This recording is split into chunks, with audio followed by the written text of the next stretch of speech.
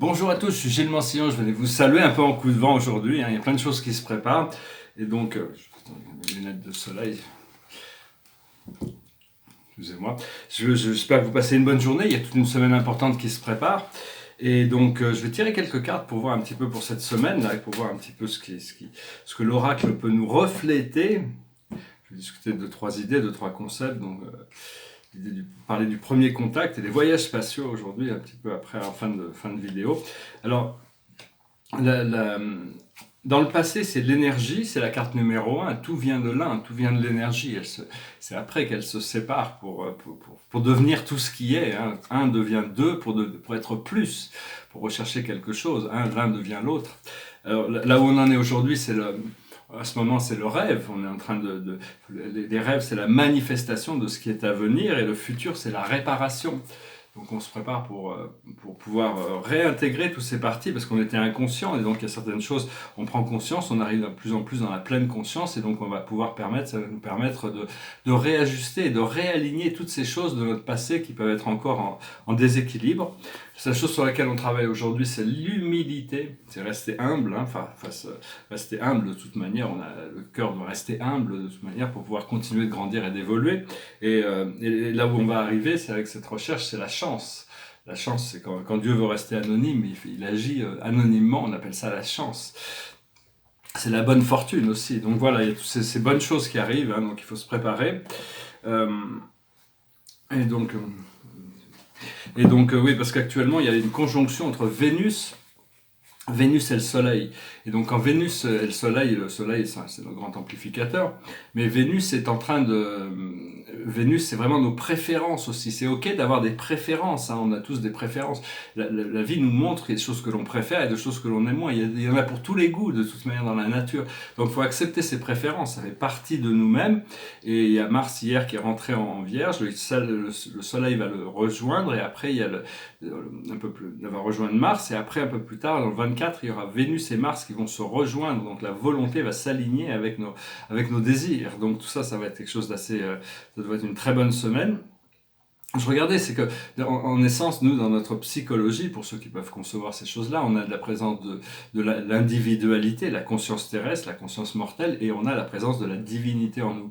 La présence de notre être individuel en tant qu'être mortel, on est toujours la recherche de l'agréable. L'agréable, c'est ce qui nous est agréable. Et tout le monde fait pour le mieux, tout le monde pense faire le plus haut bien, le plus haut bien de toute manière. Enfin, je veux dire, par rapport à ce qu'ils recherchent, même les gens les plus égoïstes, les gens les plus pervers sont dans la croyance qu'ils cherchent le plus agréable, le meilleur pour eux, alors que Dieu est dans le bien et le bon.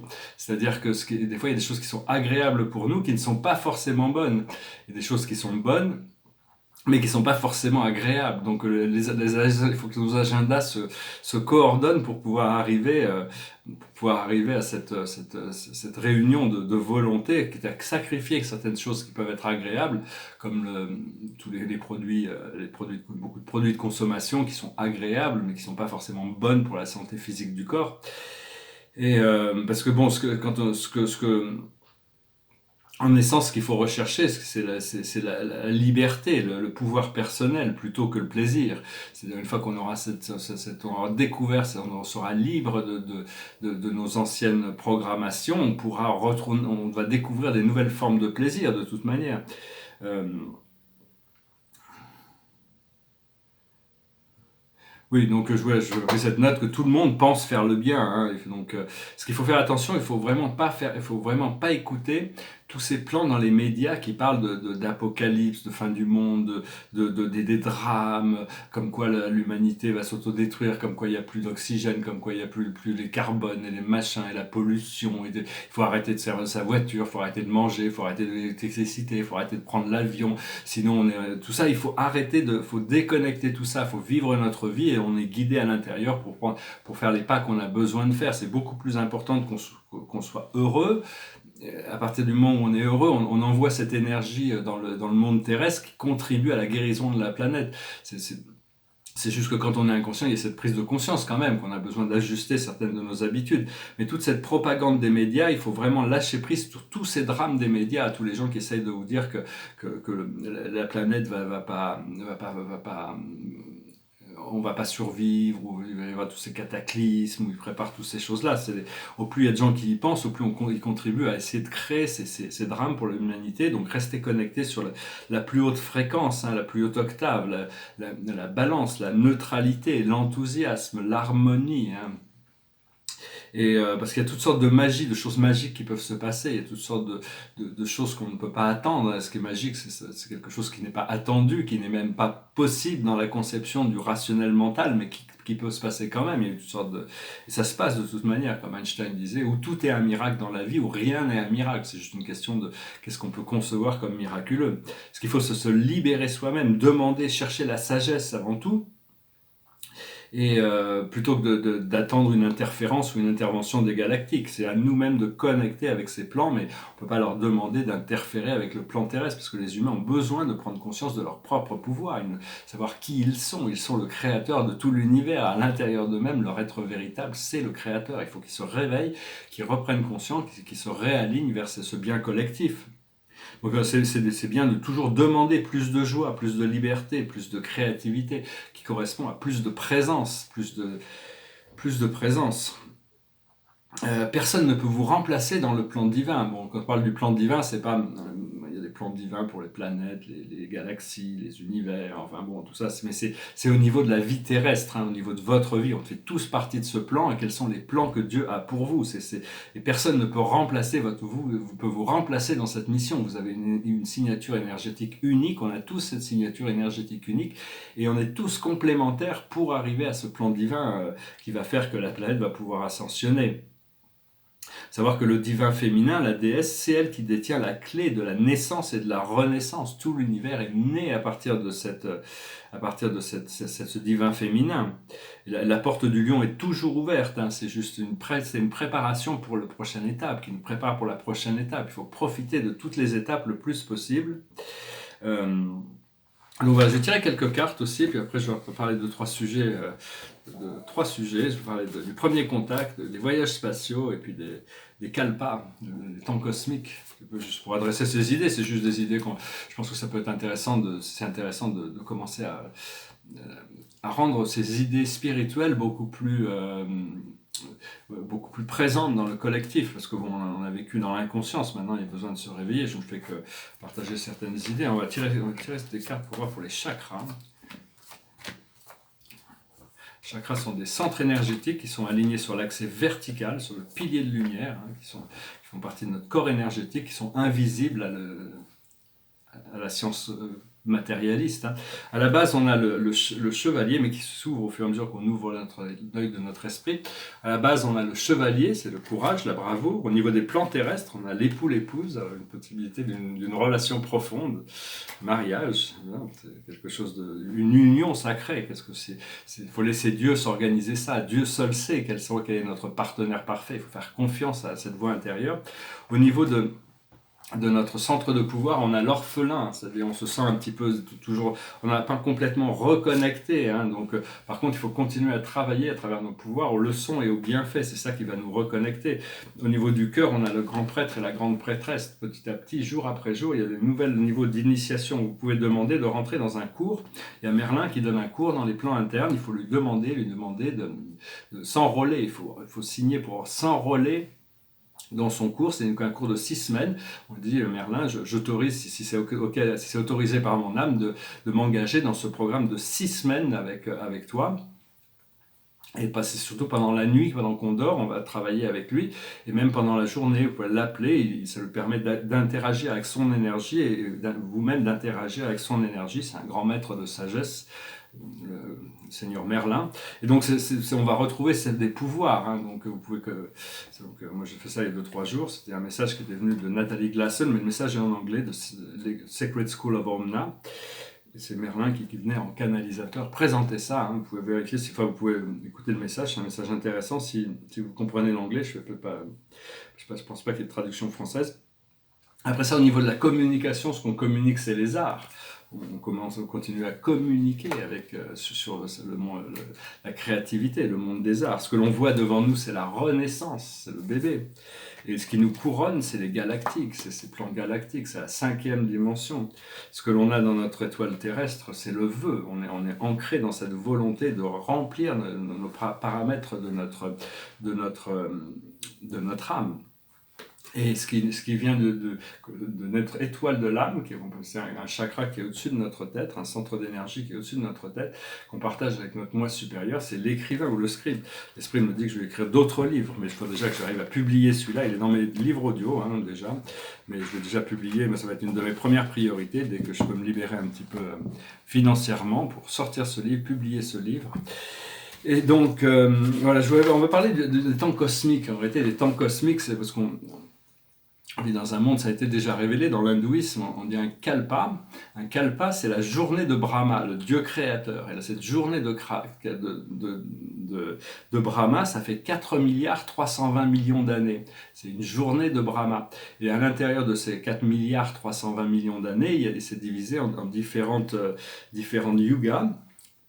Et là, on sort du cycle du Kali Yuga, c'est-à-dire c'est un âge de fer. Au départ, on est passé par l'âge d'or, l'âge d'argent, l'âge de bronze et l'âge de fer. Et là, on sort de l'âge de fer pour re-rentrer dans un âge d'or, le Krita Yuga. Mais en réalité, l'année cosmique, elle est décrite par un 1 avec 63 zéros derrière. C'est très très long, le temps cosmique. C'est ce qui avait été révélé de toute manière. Ce qui avait été révélé. Et alors je voulais dire aussi, parce que je voyais un documentaire sur Arte hier soir, brièvement, parce que bon, je regardais, j'étais un petit peu distrait, j'avais autre chose à faire, mais il y a toute ce massive, disons que le premier documentaire, c'était sur la recherche de vie extraterrestre. Alors, bon, je comprends il y avait des scientifiques qui sont matérialistes, qui sont athées et matérialistes, et ils sont complètement dans le noir. Alors, ils cherchent des vies primitives, des bactéries sur des étoiles, des planètes lointaines, en se disant... mais il y a aussi ce cover-up, c'est-à-dire l'état profond qui empêche le public de savoir que la vie est partout dans l'univers. Parce qu'ils considèrent que, c'est quand on les écoute, ils considèrent que l'humanité est la plus haute civilisation, la plus avancée, et que tout ce qu'on va trouver à l'extérieur de nous sont forcément inférieurs, sont des êtres primitifs, préhistoriques. On va peut-être trouver des êtres, des bactéries préhistoriques. Alors qu'en réalité, tous les gouvernements ont été approchés par la Fédération galactique de la lumière, c'est-à-dire des êtres extraterrestres intelligents, supérieurs en conscience à l'être humain.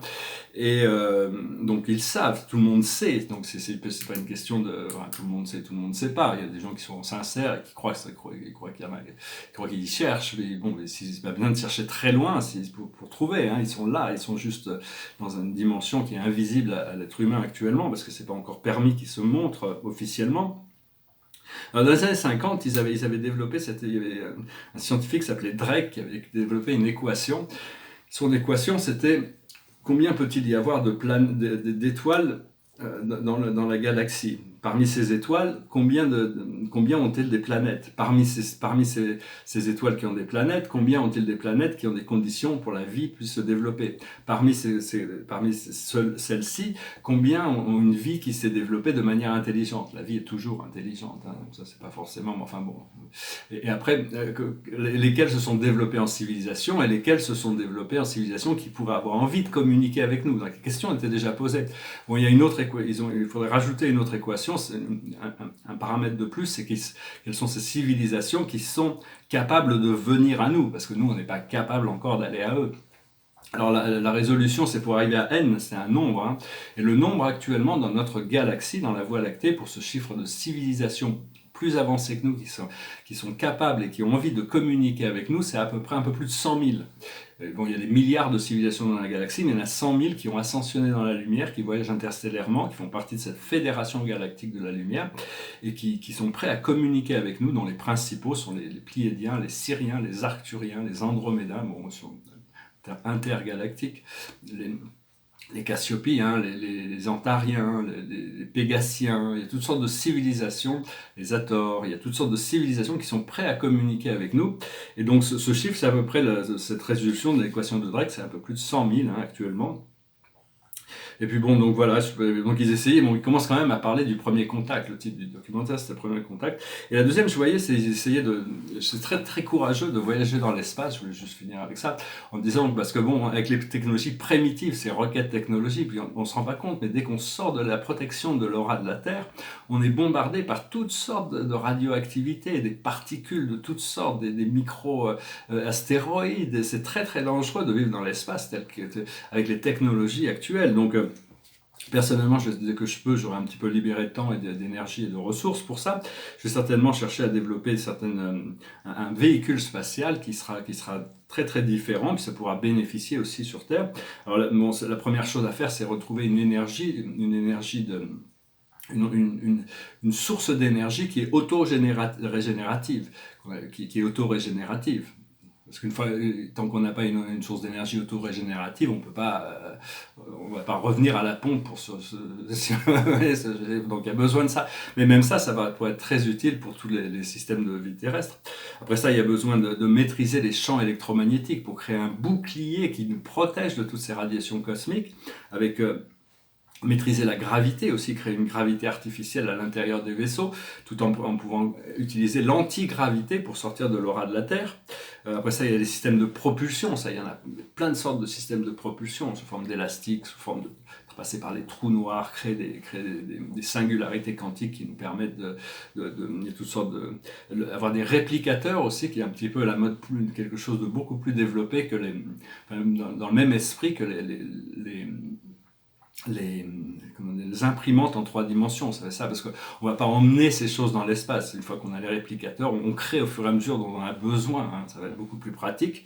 Et bien sûr, des scanners, des sensors pour arriver à sentir les choses, à voir les choses, système de navigation, de communication, enfin il y a toutes sortes de paramètres, parce que bon, c'est quand même assez sophistiqué, mais bon, je vais voir ça pour, si un jour, quand le moment viendra, j'aurai peut-être l'occasion, c'est comme dit, tu verras, hein, de toute manière, quand je pose des questions, parce que c'est des choses c'est des idées que j'ai depuis des décennies, et quand ce sera le moment, je vais voir, ça va se passer, mais je vais voir avec qui je vais pouvoir, quel groupe de la fédération va pouvoir s'associer pour voir quelles seront les technologies les plus appropriées à importer dans le monde terrestre pour permettre ces choses-là. Voilà, j'espère que cette vidéo aura été intéressante pour vous.